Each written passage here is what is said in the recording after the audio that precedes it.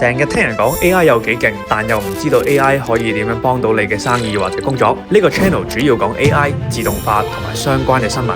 廢話唔多講，呢條片記住睇到最後啦。歡迎大家翻到嚟16.AI 嘅 channel 啦。咁啊，我係16，咁就都幾個禮拜冇拍片啦。咁就因為近排都比較忙啦，就唔得閒出片啦。咁但係咧 ，anyway， 我哋今日咧就想同大家介紹一下NotebookLM 呢一個 tool。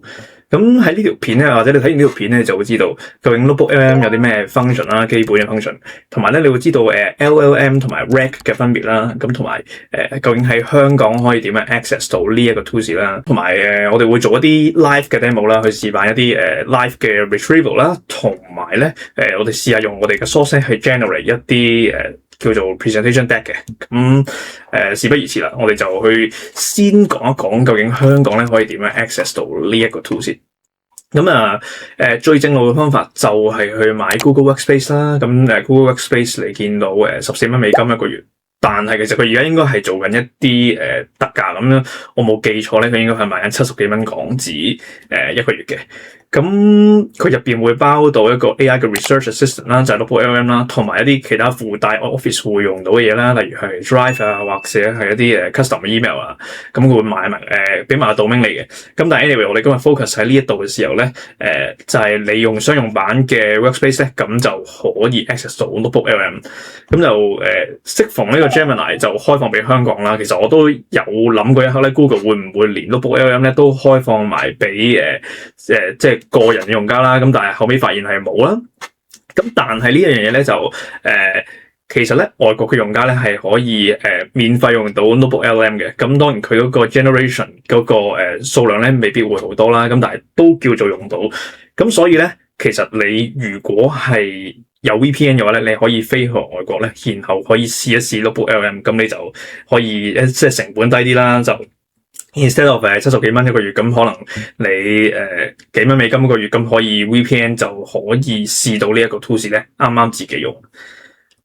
咁我哋喺了解 NotebookLM 有啲咩 function 之前咧，就要講一講究竟 LLM 同埋 RAG 有乜分別。咁RAG stand for Retrieval Augmented Generation 啦，我哋通常咧叫做 RAG 嘅。咁 LLM 咧就係講緊係咩咧？就係平時大家用緊可能ChatGPT， 可能係 Gemini 或者甚至乎係 DeepSeek 嗰類咁嘅 models 咧，其實佢就係叫 LLM 啦 ，Large Language Model。咁佢哋點樣答你咧？其實同埋佢哋嘅 knowledge source 喺邊度咧？就係當一啲廠商即係 OpenAI 啊或者係 Google 咧，佢哋去 train 呢一啲 model 嘅時候咧，佢哋係 feed 咗一大紮 data 俾佢啦，然後咧佢就令到佢即係叫做好似好聰明咁啦，有一個 intelligence 喺度啦。咁佢入邊都有啲reasoning 啊，啲推理嘅能力啦，咁令到佢咧出嚟嗰個 output 咧係非常之靚仔，非常之唔錯。咁但係咧，其實佢有個局限咧，就係佢都係會based on 佢哋 train 咗啲乜嘢，而佢哋有佢哋自己一個作答嘅方式咯。咁而呢一個 hallucination risk 係乜嘢咧？就係佢哋當你問一啲好 specific 嘅問題嘅時候咧，而佢又唔識。咁但係佢唔會同你講佢唔識嘅，佢咧就會開始老作啦。咁啊，可能做啲 web search 啦，做啲 search 嘅時候，佢啲 search 嘅 quality 又未必係好好啦。咁然後咧就要出個 answer 俾你嘅時候咧，就會開始作。咁但係佢咧又會講到呢件事咧，好似係啱咁樣，但係實際上咧係錯。咁所以咧，你用 LLM 去做一啲特定嘅 task 嘅時候咧，可能會收到一啲錯嘅資訊。咁同埋咧，佢係access 唔到一啲internal 嘅 file 啦，例如係一啲你公司內部嘅文件啦，可以係一啲你自己個人嘅即係 formula 啦，佢係唔會知道嘅，因為 training data 入邊咧都係冇呢一啲嘢。咁平時一個 example question， 你會點樣去問一個 LLM 咧？你點同佢溝通咧？或者你俾啲咩 task 佢做咧？就係你叫佢幫我哋寫一啲 professional email 啊，幫我寫份 CV 啊，幫我做呢樣做嗰樣。咁你要俾翻一定嘅 context 佢啦。咁佢可能會做得好啲啦。咁但係好多時候，如果即係問得太 high level， 問得太 low level 嘅話咧，其實佢未必會做到一個好好嘅output 俾你嘅。咁所以佢嘅 use case 咧會係喺翻寫文啊、coding啊，或者去幫你諗嘢啦，俾啲 idea 你咧，咁就會係 LLM 嘅一個功能啦。咁但係調翻轉頭啦，我哋去 RAG 嘅時候咧，佢咧其實RAG 咧，我哋係需要 fit 一啲 source 俾佢嘅。咁但我哋喺 Notebook LM 嘅世界咧都會遇到啦。咁呢個 fit 啲咩 source 俾佢咧，就係一啲你自己 internal 嘅 specific 嘅 file 啦，即係可能 let's say 係你公司嗰啲文件啦，或者係一啲一啲可能公司 pricing strategy 嘅，咁或者我哋 formula 係點樣計，咁呢一啲咧都會係一啲可以 fit 到俾佢嘅嘢啦，可以係啦，PDF 啊或者 database 啊，咁你全部都可以俾佢，甚至乎一啲喺 Drive 上面嘅 data 咧都可以俾佢咧作為學習。咁佢咧就會當你做一個 retrieval 嘅時候咧，真係同佢溝通問一啲問題嘅時候咧，佢就會 base on 呢啲 source 去答你。咁所以佢嗰個老作嘅風險咧，呢個或者中文叫做幻覺嘅風險咧，其實係好低，因為佢係 base on 你嘅文件啫嘛，佢唔係 base on 一啲好 general 嘅外邊 vendor 塞俾佢嘅 data 去答你嘅。咁同埋咧RAG 嘅話咧，如果佢揾唔到你問嗰樣嘢咧，佢係真係會同你講話，我揾唔到喎，咁樣係咪有啲咩問題啊？咁樣咁佢話翻俾你聽。咁所以呢度咧，你揾到錯答案嘅機會咧，其實係低好多。咁另外咧就係 private data access 啦，因為你可以 feed 俾佢啊嘛，咁佢咪會睇到你啲 data 咯。咁所以我哋一個 example question 就係我哋 company 嘅 leave policy 係點樣咧？咁我哋即係放假嘅 policy 係點樣咧？每個人有幾多 AL 咧？咁呢啲 internal 嘅嘢咧係可以問嘅。咁所以咧我哋嘅 use case 咧可以係一啲document Q&A 啦，或者去做一啲客服嘅 chatbot 啦。因為啲 chatbot 可能佢哋嚟嚟去去都係run 緊嗰幾個 use case 嘅啲客嚟嚟去去都問咗啲問題。咁我哋教識隻 RAG 將佢變成一隻 voice agent 咧，就可以用一個support bot 或者 chatbot 嘅形式咧去解決一啲客戶嘅問題。咁呢個可以慳好多人手。咁啊，所以佢哋可以俾到啲好準確嘅 business answers。咁呢個咧就係 LLM 同埋 RAG 嘅分別啦。咁但係點解要同大家講RAG 係乜嘢咧？因為其實咧Notebook LM 咧，佢自己本身咧就係一隻 RAG 嚟嘅。你如果即係去到呢一個版面啦，咁我可以撳 Try Notebook LM 啦。如果你係喺香港而你冇開 VPN 嘅話咧，你呢個掣撳落去咧冇反應嘅。除非你有 Google Workspace 啦。咁但係我 assume 大家已經開咗 VPN 嘅情況底下咧，撳呢個掣咧 Try Notebook LM 咁去到呢個頁面啦。咁佢就會叫你 create 一個新嘅 notebook， 咁你可以做啦。咁但係因為時間關係咧，我自己已經有啲notebook 喺度用緊啦。咁就可以 familiarize 下呢一個版面先啦。左手邊咧就係你教識佢啲乜嘢 source。咁我哋一陣會示範一下，都唔好話示範啦，即係 show 俾你睇個版面可以點樣 add 啲 source 啦。我唔特別再 add 啲 source 啦，因為我已經 add 咗幾個。咁中間呢一個咧就可以做一個 retrieval 啦。可以我哋一陣會示範一個睇一個好長嘅文件，究竟我哋可以點樣可以準確啲攞到我哋想要嘅嘢啦。咁右邊呢個 studio 咧就可以 generate 一啲唔同嘅嘢啦。你見到佢有 audio 又好啦 ，video 啦，或者我認為最常用嘅會係一個即係一個 presentation 啦，幫你 generate 一個 PPT 或者係PDF， 咁都應該係可以。咁啊，仲有其他 function， 其實都大同小異啫。佢全部嘢咧都係 based on 你嘅 source 去 generate 一份嘢。咁所以我哋而家咧就望一望究竟點樣去加呢一個 source 先啦。就係咁撳呢個 add source 啦，你可以 feed 嚟一個網站俾佢啦，你 feed 條YouTube 嘅 video 俾佢啦，佢可以好快睇完啦。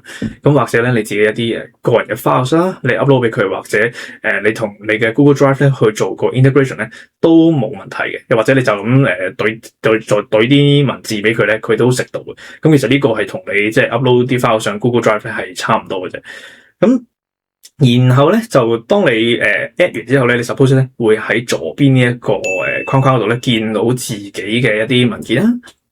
咁我哋第一個 use case 啦，我哋叫做 level 0咁正常，最簡單我哋去做一個 retrieval 咧，我哋而家可以去試下。咁左邊呢度有份文件叫做 NBA Season 嘅 Official Playing Rules 啦，咁就係呢一個24年賽季嘅NBA 嘅球例啦。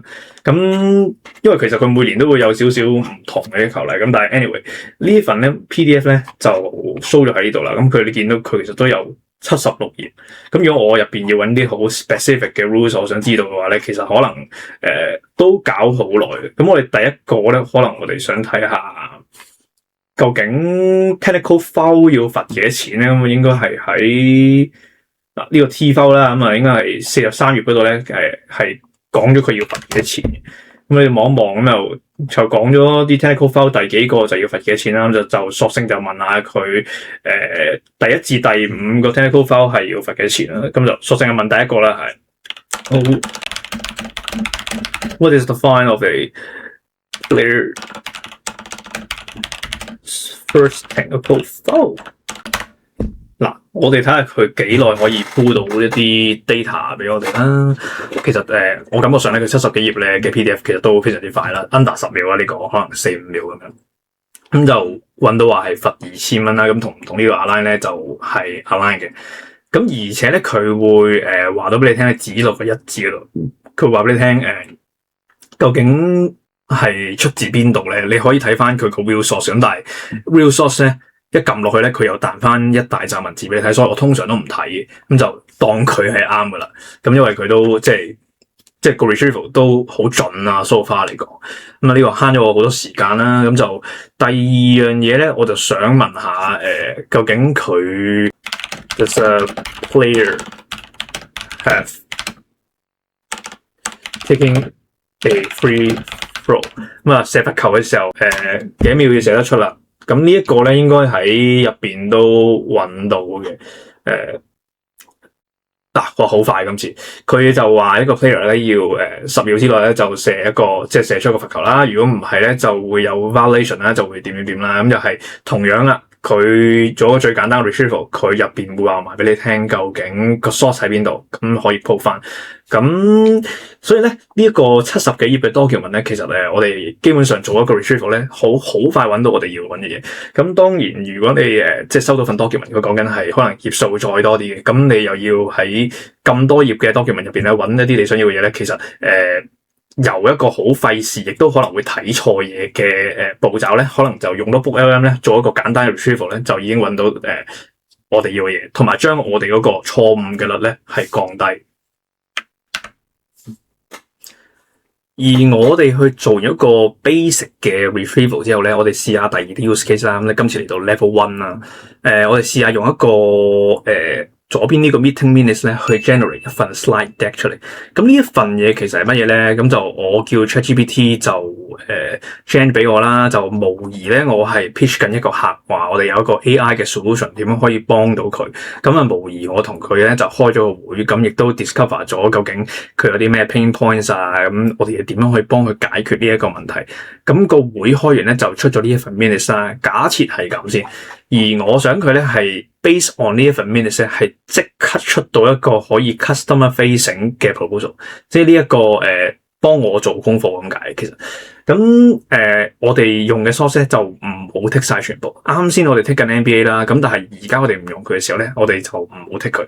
咁今次我哋淨係剔翻呢一份 minutes 咧，因為咧點解咧？其實因為如果你剔太多嘢嘅話咧，佢可能會有好多 noise 喺隔離嘅。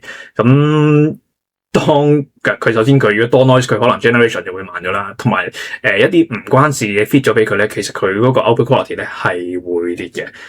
所以咧，我哋今次咧就用 Studio 呢邊啦，你見到有 slide deck 上邊有個 beta， 咁其實呢個係算係一個新嘅功能，其實就未算係好成熟咁，但係我哋即管都試一試嘅。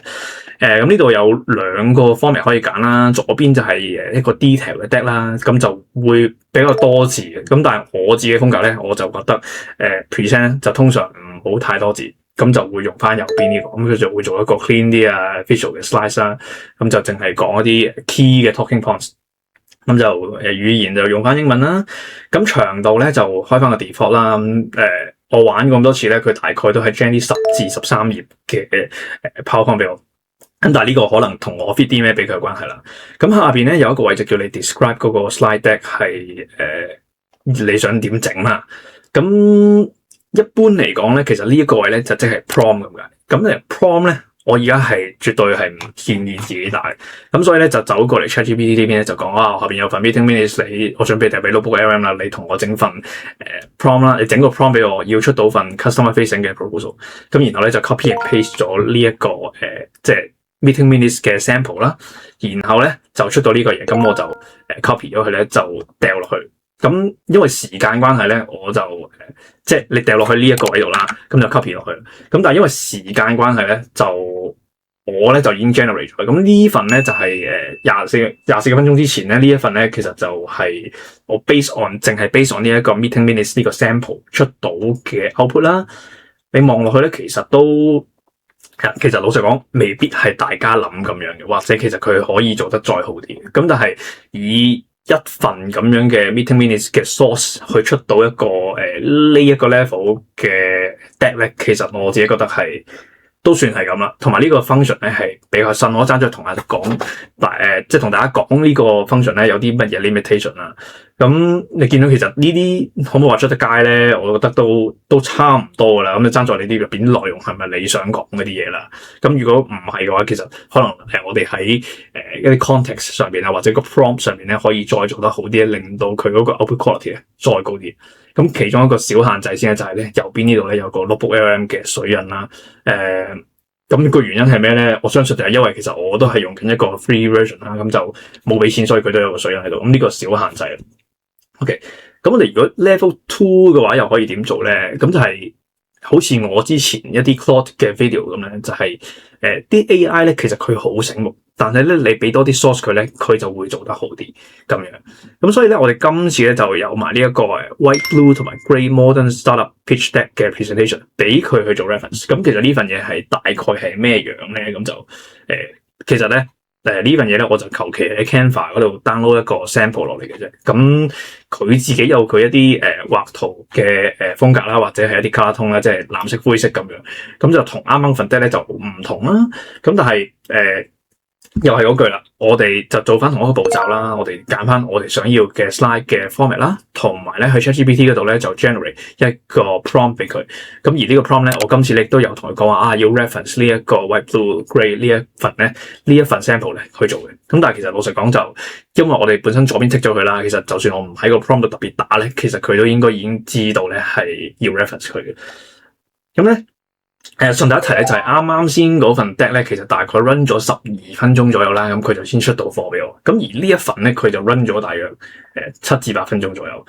其實咧，我就覺得呢一份個 quality 咧，就唔係特別話比上一份係高定係乜嘢啦咁樣。咁但係咧，其實你見到佢嗰個卡通咧係比較接近我哋嗰份sample 俾佢嘅，咁其實即係佢係咪做得好好？我覺得都唔係嘅，咁始終呢個 function 都比較新，所以咧，但係呢一個 level 2可以俾大家睇到，其實我哋可以 feed 一啲 sample 俾佢做 reference，咁令到佢咧個 context 好啲咧，咁佢就知道我哋嘅想要 output 係點樣。咁而右上呢邊咧，其實有一個 revise 嘅 function 啦，但我都覺得係爭啲嘅，因為咧其實佢 revise 咧都係叫你打啲 prompt 俾佢咧去重新去整理呢一頁啦。咁但係如果一個即係 PowerPoint 你想講一啲好細微嘅嘢，或者你想喐佢入邊某啲 components， 或者好似PPTX 咁樣去執嘅話咧，咁其實而家係做唔到。你見呢啲佢雖然係一個字，但係佢唔可以俾我撳一個 text 咁，我可以打啲字落去，咁係唔得。咁但係我相信即係喺嚟緊嘅日子，當佢哋去改善呢一個 function 嘅時候咧，應該呢一啲咁基本嘅功能咧都會係有喺入邊。不過而家咧就暫時都未有。咁咧都係即係戴翻個頭盔，就係佢都話呢個係一個 beta 嚟嘅，咁就唔係一個即係好成熟嘅 product 嚟嘅。As of today 啊。咁當然，你仲可以見到其他 studio 嘅一啲功能啦，例如一啲可能 report 咁樣，佢會 suggest 一個 format 俾你，咁佢會 base on你，即係譬如佢望一望你啲 source 啊，你嗰啲 source 其實係一個乜嘢類型嘅文件嚟嘅喎，咁你可能係需要 generate 一份乜嘢樣嘅 report 咧，咁佢會 suggest 俾你。咁當然你自己都可以撳create your own 啦，咁你就又係打翻個 prompt 俾佢講話你想要乜嘢啦。咁又係嗰個習慣啦，就係當你想講話你要乜嘢嘅時候咧，你係同 ChatGPT 講，叫 ChatGPT 咧幫你打個 prompt， 然後咧再 copy and paste， 再擺過嚟呢邊咧 generate 咧，咁嗰個 quality 偏向都係會好啲嘅。好，咁其他嗰啲我就唔喺呢條片多講，但係其實都係 you get the idea 啦，就係 based on 你嘅 source 去做一啲唔同嘅 product 出嚟，或者唔同嘅 output 出嚟。呢個大致上咧就係咁樣。呢條片咧，即係一個小總結啦，就係同大家介紹咗Notebook LM 嘅一啲基本嘅 function 啦，做咗一個少少嘅 live demo 啦，我哋點樣可以去喺一個好好長嘅文件入邊去 retrieve 一啲我哋想要嘅 data 啦，可以點樣用我哋嘅 source 去起一啲 output 出嚟啦，極速喎，咁就好過自己做啦，好多時可能。咁亦都講咗點樣可以喺香港去 access 呢一個 tool 啦。咁如果你需要 VPN 嘅話，可以用我下邊留言嗰條 link 咧，就description box 嗰條 link 咧去買一個 VPN 啦。咁就應該有翻幾個月咧去嘅 free 咧送翻俾大家嘅。咁亦都有30日嘅無條件退款啦。咁同埋都介紹咗LLM 同埋 RAG 咧嘅分別，咁希望咧呢一個 concept 咧係喺大家入邊咧，即係學識咗之後咧，大家用其他嘅 AI tools 咧，可能都會幫到手。咁呢條片咧就去到呢度啦，希望幫到大家。咁就如果中意呢條片嘅話咧，記住 comment、like、share、subscribe 我個 YouTube channel。我哋下條片再見啦，多謝晒。